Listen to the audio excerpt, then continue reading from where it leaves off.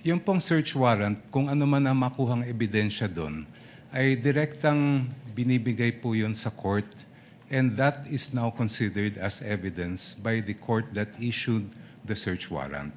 Iba po ang subpoena, dahil pag naglabas ang isang hukuman ng subpoena, itong mga records ay hindi po siya considered yet as evidence.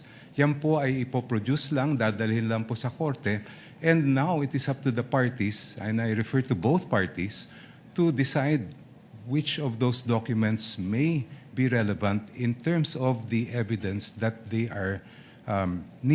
need to present. Yung pong nakikita po natin sa subpoena, it is not in any way invasive because as I mentioned earlier, as pointed out by Senator Enrile when he was the presiding officer in the Corona trial, we are simply having those documents produced. The admissibility of those documents will only be determined after if offered by the parties. Kaya po sa aming mga pananaw ay malaking-malaki ang pagkaiba ng search warrant sa subpoena.